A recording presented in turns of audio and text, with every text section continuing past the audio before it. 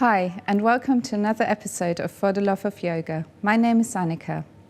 During this series, we have explored different styles of yoga and looked at how we can apply techniques in day-to-day life. If you're still new to yoga, maybe you have never tried it, you may think that yoga is serious business. All this focusing the mind, breathing and putting yourself into knots. But there's another side to yoga, a way to cultivate happiness and joy. Of course, easing aches and pains during a physical yoga practice helps, but this does not mean that it cannot involve a lightheartedness. In fact, there's a practice which involves laughing out loud, known as laughter yoga. The idea is that the body can release hormones to make us feel good, even if we are faking it in the beginning. Many of us may not be aware that we suffer from stress and anxiety, as it has become part of our everyday lives, and yoga can help with this. Yoga can also offer a complementary practice for some people who live with mental health issues. When it comes to physical exercise, the work can be strong or soft, depending on the person practicing, and the focus of the mind can differ in many ways too. Our bodies and minds have an amazing connection, and by influencing one, we can influence the other. I have Bryony Hamerton from Be Yoga in Haywards Heath with me today. Bryony will teach an uplifting yoga practice in the second half of this program. Welcome, Bryony. Hello. Lovely to have you here. Thank you. So, could we hear a little bit about your personal yoga story, if that's okay? How did you first start practicing? Yeah, well, I first practiced yoga in the 90s when I was at college. And we had a teacher who used to get us to warm up with yoga, but it wasn't really until I moved to Brighton in 2002, and that's where it became a daily practice. And there's so much choice down here in Brighton, which is great. And that's when it really became, even through hard times in my life, it became the constant thing that I was able to rely on to feel better, always, to feel better. So, yeah. Excellent. How did that then lead on to becoming a yoga teacher? Well, I think, again, when I moved from London to Brighton, I had a change in the idea of what I wanted to do for a living. And I was working as a support worker in different units in and around Brighton. And I was also really into my yoga. And whenever I was sort of observing that people could do with some help, I would always think, oh, if only they had some yoga, and in a lot of the environments I was working in, the yoga wasn't freely available. And then after I had my son, it was the first time I thought, where do I want to be in 5 years' time, in 10 years' time, like who am I, who do I want to be? And so that just naturally led to me doing my training.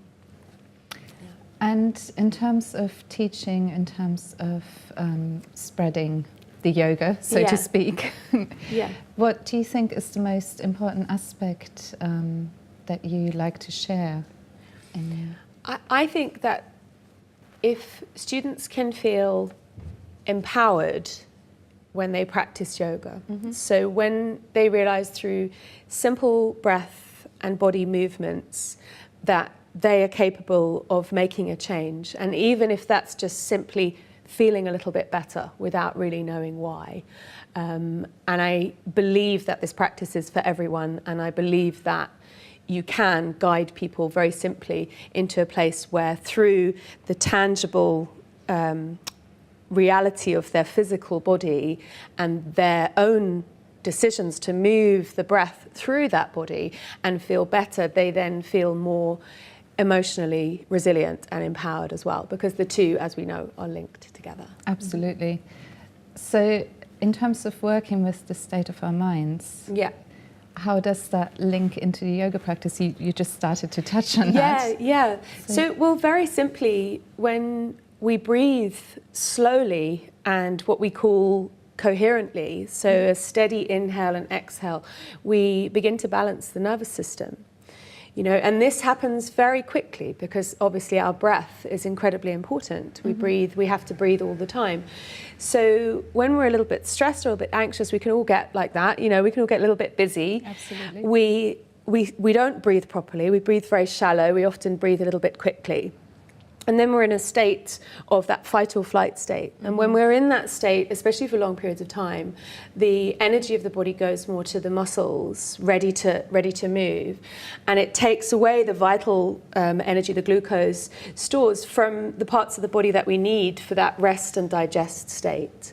And actually, rest and digest, parasympathetic nervous system is really where we need to be to grow, to heal, and to really look after our bodies, to care for ourselves. So very simply, by slowing the breath down, we can start to feel better, you know, and it's very simple techniques that have always been used. You know, yoga has always been used to calm, you know, the whirlpools of the mind and to feel more grounded, to feel more steady.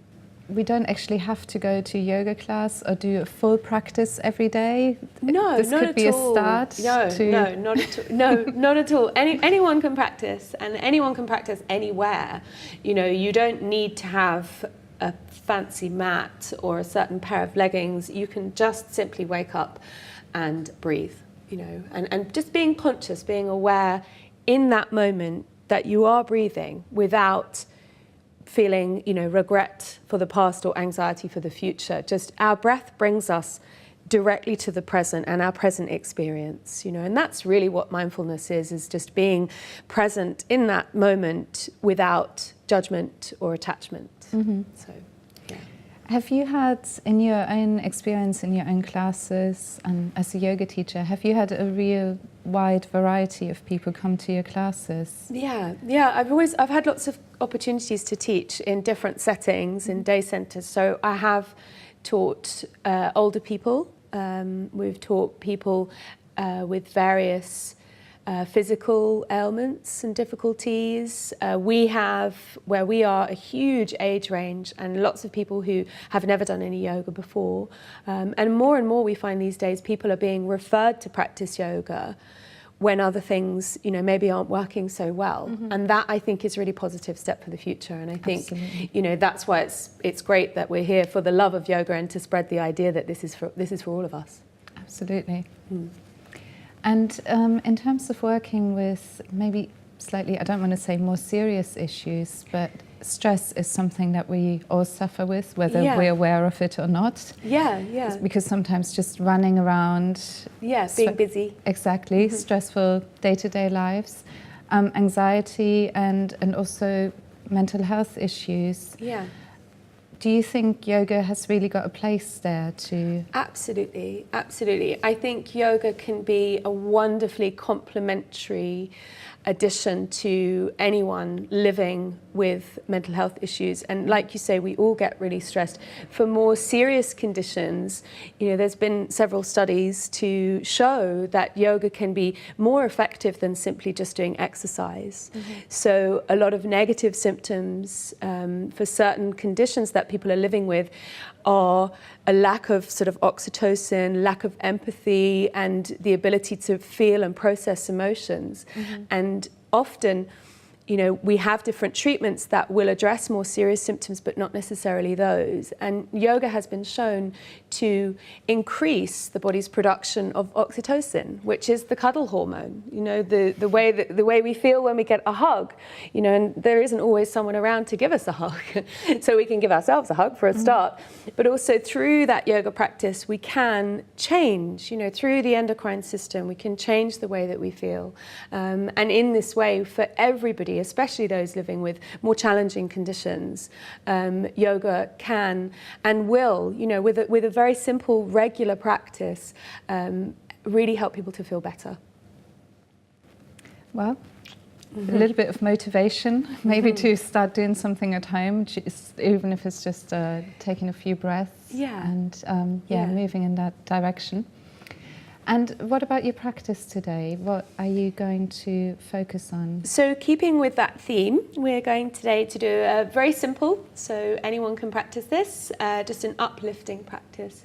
The other thing that we notice, you know, as we were talking about the mind-body connection, if we're feeling really low, we're feeling a bit depressed, we sort of stand like this. And obviously the brain feeds to the body feels back to the brain. So simply by lifting the chest and drawing the shoulders back, that then sends messages back from the body to the brain actually we're okay. You know, we're sitting up straight here. We're feeling okay. So that's what our practice is going to focus on today, is that sort of lifting feeling. So even if we wake up and we're feeling a bit low, through the movement of the body, we can lift our mood. And this is today's disease in a way, the kind of, exactly. you know, mobile phone position that we assume a lot of time during the day. Totally. If we spend time with the spine rounded and the head down, it seems very obvious, you know, and it is actually that simple, that our mood drops down. Whereas when we lift, as yoga was always practiced, to appreciate the sun, you know, lifting, looking up towards the sun, gratitude, as we know, is really the key to feeling happy. If we can feel grateful that we can lift and that we can breathe, then we're going to feel better. Excellent.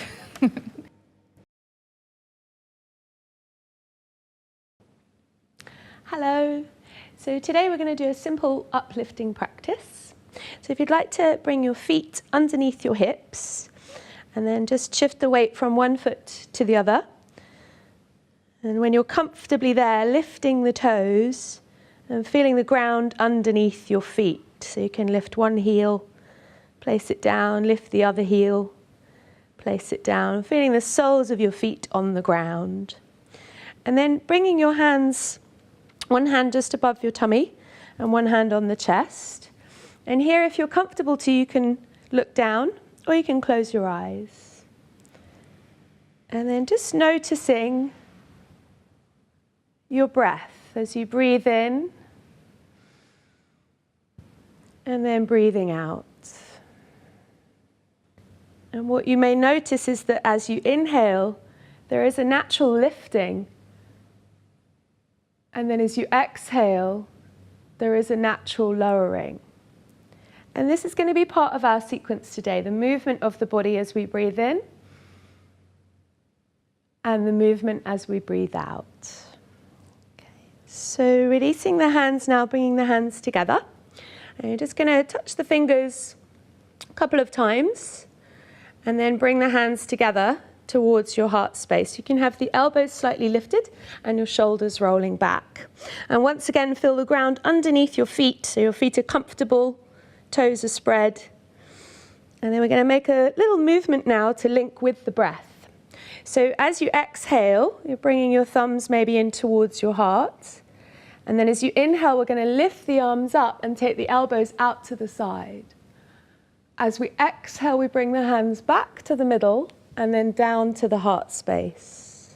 And again, inhaling, feeling the chest rise, stretching the heart open. As we exhale, we bring the hands back down in front of the chest. So 3 more like that. Inhale, feeling that natural rise and lift. Exhaling slowly back to the center. Inhaling, lifting. Exhaling to ground. Good. And then resting your hands down. Again, just taking a moment just to notice. So feeling again the ground under your feet. Maybe noticing if your breath has changed. Now we've been focusing on the breath for a while. We're going to lift the arms back up again and take that same position. So keeping your elbows lifted if you can and spreading out your hands. And we're going to slowly twist around. So we're going to inhale again, feeling the chest rise. And as we exhale, just twisting the upper body round to your right. Inhale back to the center. And then exhale round to the left. Inhaling to the center. Exhale round to the right. Breathing into center. Exhaling to left. We'll do one more on each side. So keeping the chest nice and lifted, breathing out, maybe looking back behind you, inhaling to center, looking back behind you, and then coming back to the center and letting your hands rest down. So again, taking a moment just to notice as we move, twist, we move the energy around the body, come back to stillness, resting your eyes. And we're going to do a little bit more lifting breath now. So we're going to do 3 movements within our inhale. And then our exhale is going to take us into a sort of half forward bend. So bring your feet a little bit further apart, and then just lift onto the balls of the feet and then back onto the heels a couple of times. So you're just feeling really steady underneath your feet, really grounded with the feet underneath the hips. And you can keep a little bend in your knees here. So I'll show you first of all, and then we'll do it with the breath. So the first part of the inhale is forwards, and then the second part of the inhale is out to the side. The last part of the inhale is all the way up to the sky. And then as we exhale, we fold forwards and we just bring the hands back behind us. You can bend your knees. You don't have to bend too far forward here. So we'll put that together with the breath. It's a practice. So if you don't get it the first time, that's fine. Just join in whenever you're ready. So breathe out, roll the shoulders down, relax the hips down. And then we inhale, inhale, inhale, long exhale down. And again, inhale, inhale, inhale, exhale down. Breathing in, exhale. Last one. And then we can stay down there. We can bend our knees. We can hold our elbows. We can just let the head hang down and rest here. So really see if you can release the back of your neck. You can maybe gently shift the weight from one side to the other. And then slowly let your hands rest down. Bend your knees a little bit more. See if you can look forward. Bring your hands together. And we're going to make that same movement we did in the beginning as we come up. So breathing in all the way up, out to the side, lift the chest, and then breathing out, bringing the hands back to the center. And again, taking a moment, resting your arms. If you feel comfortable now, you could bring your feet together and just noticing, again, maybe subtle difference in your energy level. You might feel a little tingle in your hands or your feet. Now we're going to come down to the ground. So bring the hands together once again. Feet can be together or a little bit apart. As we inhale, we're going to lift all the way up and open. And then as we exhale, bend the knees, fold forwards again, stretch your arms back. And then just press into the sides of your legs as you fold down. And again, you can move your feet apart here if that's more comfortable. Rest your head down once again, relax your arms. And then start to steady through the fingertips. So again, putting your fingertips on the ground.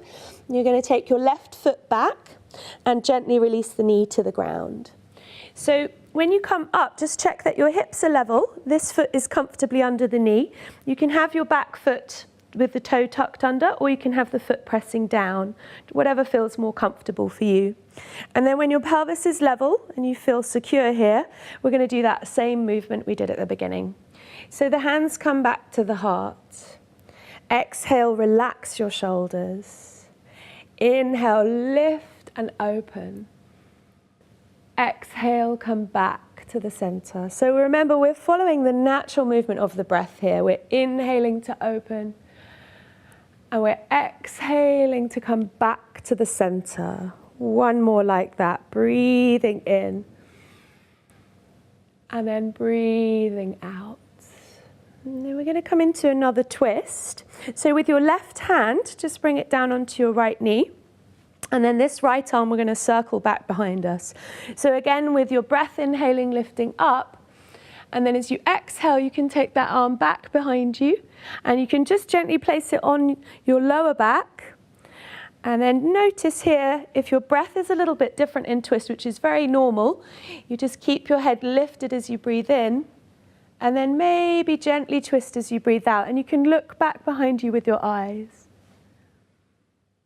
Coming slowly back to the center. And we're bringing our hands down to the ground. So we're going to come onto your tummy here. So you can tuck your back toes and then stretch back, coming onto your knees, placing your hands down and slowly coming down onto your belly. Come back to a neutral position and then come back up onto your knees. This time, the left foot comes forward. If you have sensitive knees, you can place a cushion or blanket underneath your knees. So check you're stable through your foundation. And then once again, hands to the center. So the same thing, we inhale, we open, we lift, We breathe out, we come back to the center. Right hand comes to the outside of the left knee, and this left arm goes up as we inhale. If your shoulders feel tight, you can just bend your elbow and maybe look back behind you. Breathing in, breathing out. Coming back around to the center, and then bringing your hands down. So moving back onto the knees. Rest your hands in your lap. So if you're not comfortable on your knees, you can do this sitting down. That's fine. And we're just going to rest the hands on the knees, and we're going to do lion's breath. So as we know, moving the muscles of the face can affect and uplift our mood. So we're going to see if we can move the eyes, the jaw, and the tongue.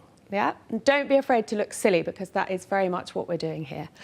So taking a big breath in, and then you're going to look to your third eye and stick out your tongue. Let's do that again. Inhale, big breath in. Stick out the tongue, look to third eye. One more time, breathing in.